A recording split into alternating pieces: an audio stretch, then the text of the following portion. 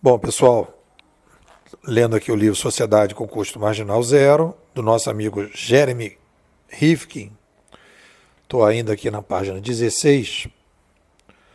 E a ideia do nosso amigo é de que... e aí eu quero mostrar para vocês como é que é a lógica do cidadão. Então ele diz que o capitalismo está chegando a um desfecho, que nós vamos ter agora na sociedade um sistema econômico, e que esse sistema econômico vai, por um motivo específico, a chegada de novas tecnologias cada vez mais. Ele vai usar aqui na página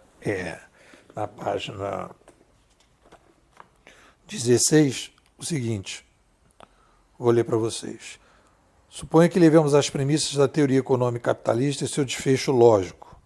Imagine um cenário em que a lógica operacional do sistema capitalista atinja um sucesso acima da expectativa mais ousada de qualquer pessoa e o processo competitivo resulte numa produtividade extrema e que os economistas chamam de economia do bem-estar geral, ideal. Um estágio em que a competição intensa força a introdução de tecnologias de manufatura cada vez mais enxuta, levando a produtividade a um ponto ótimo, em que cada unidade adicional posta à venda aproximada a custo marginal zero. Então, qual é a lógica aí da situação? Vamos lá. Primeiro, número 1. O Rifkin não está vendo um território ocupado.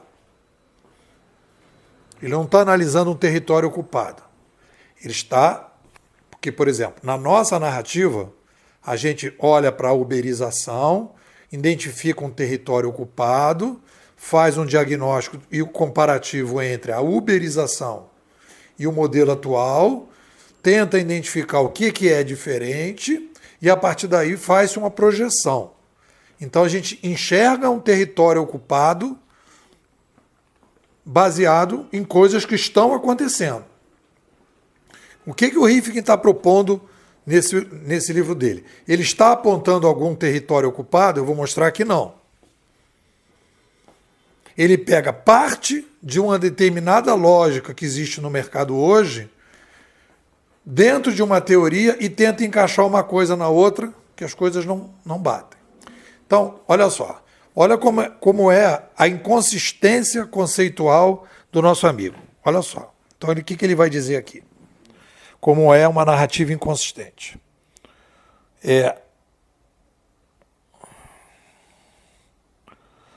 Ele vai dizer aqui, ó, página 16 ainda, aí ele vai dizer assim, ó,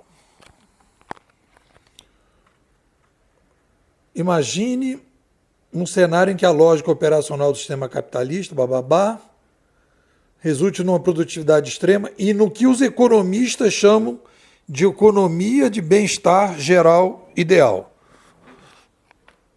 Aí você vai dizer assim, olha só, é a tese central do livro dele, que ele está colocando o título do livro. Então, quer dizer, qual é o epicentro da discussão dele? Que ele está dizendo que tecnologias levarão, é essa a lógica, tecnologias levarão ao fim do capitalismo para o surgimento da economia, né, que vai ter o custo marginal zero. Beleza. Aí ele vai no ponto nevrálgico dessa defesa da narrativa dele, ele vai dizer o seguinte, os economistas chamam de economia do bem-estar geral ideal. Os economistas. Como assim, os economistas? Como se, de repente, a gente estivesse falando assim, os pedreiros gostam de usar a marreta da Mundial. Os pedreiros, todos os pedreiros, todos os economistas. Então, não são economistas XYZ. Não é aquele fulano. Não, os economistas. Olha como é inconsistente esse argumento. Se é o epicentro da decisão dele, quando a gente faz a nossa narrativa, que a gente diz mudou a mídia, mudou a sociedade, a gente vai falar do McLuhan e vai falar do Pierre Levy. para dizer, são eles os caras que estão falando isso. Aí o ponto central do que ele está dizendo, da defesa dele, que não é território ocupado, é uma projeção a partir de uma teoria que ele está desenvolvendo, ele fala, os economistas dizem. Qual economista? De que escola ele está falando? É a de Chicago? É a escola austríaca?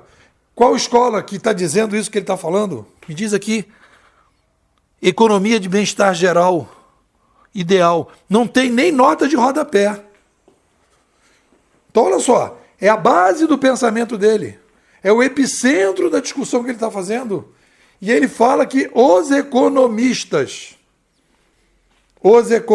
Então, o que ele tá? Qual é a ideia? Que tecnologias vão ser desenvolvidas e que a coisa vai ficar tão barata, que ninguém vai precisar mais ter lucro. Essa é a lógica. Mas isso, aonde que isso funcionou? Aonde deu certo isso?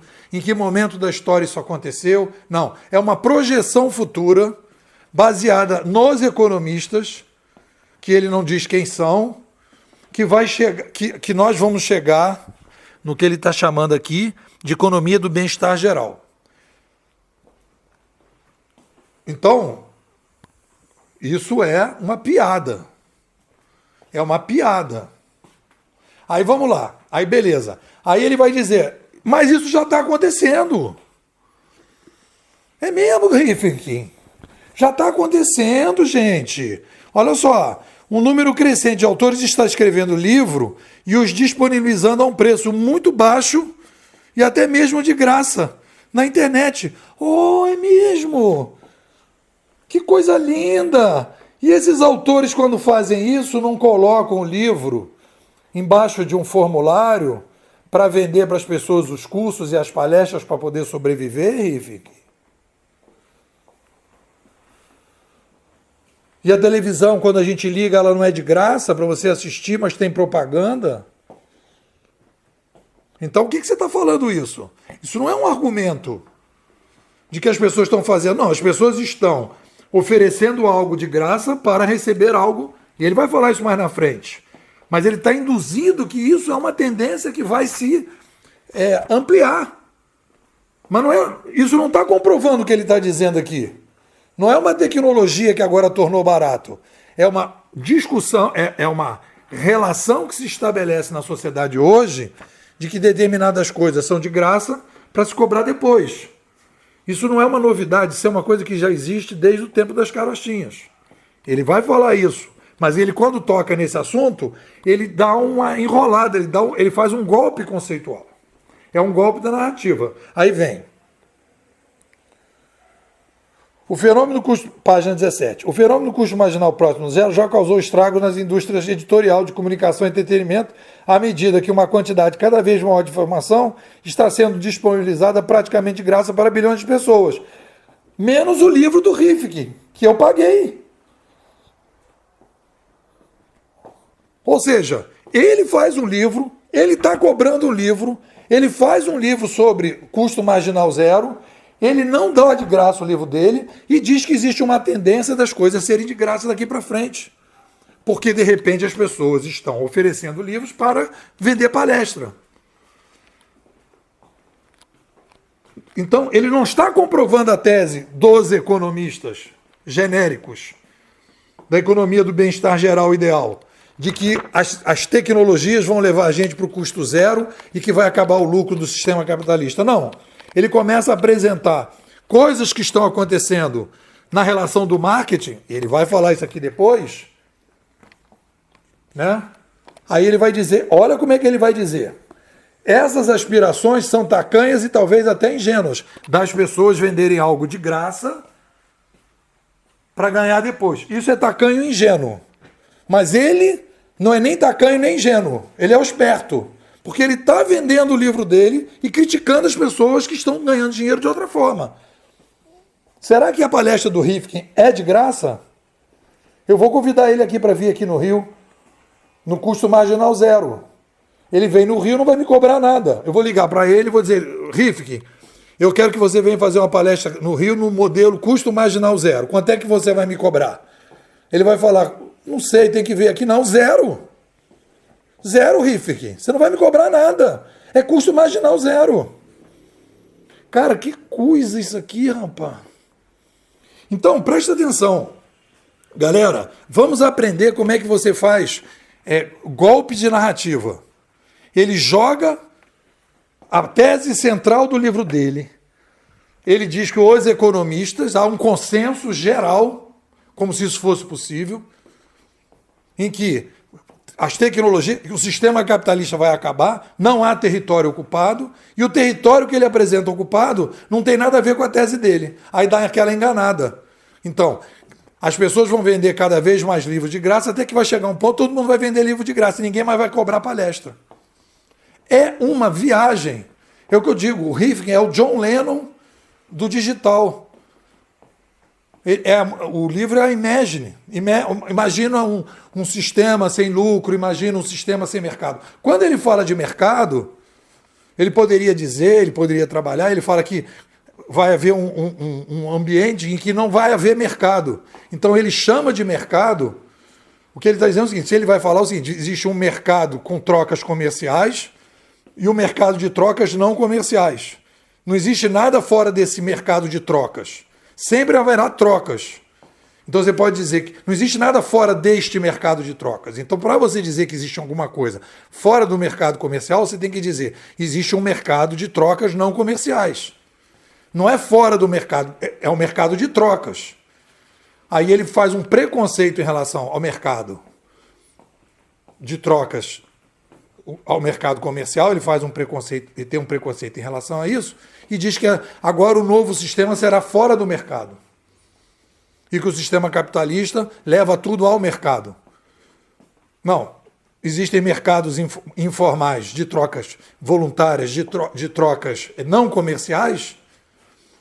Existe o mercado das trocas comerciais. E aí o que ele está dizendo? Que quando o cara oferece um livro, é um mercado de troca não comercial, em que ele está oferecendo algo, mas visando alguma venda do mercado de trocas comerciais. Então não pode falar de mercado, porque o mercado de trocas, ele tanto tem o mercado de trocas comercial, como o mercado de troca não comercial. E o mercado de troca não comercial pode ter o interesse de gerar trocas comerciais mais para frente, que é o que o pessoal está fazendo. Então, ele apresenta um território ocupado de coisas que estão acontecendo que não tem nada a ver com o que ele está defendendo. E no momento que ele vai falar do que ele está defendendo, ele fala dos economistas como se fosse assim, os cientistas chegaram à conclusão que as baleias gostam de namorar embaixo de um determinado recife, num determinado lugar. Não é os cientistas, é fulano que disse isso. É o fulano, beltrano, ciclano que disse isso, naquele livro. Isso é ciência. Isso que o Rifkin está fazendo é assim, é uma piada, cara. É uma piada. Me desculpe, Rifkin, mas é uma piada. O que vocês dizem? Bom, se você quiser participar das leituras bimodais, você me manda um zap, 21 99608 6422. Vou repetir, 21 99608 6422. Nepô, quero participar das leituras bimodais, o que eu faço?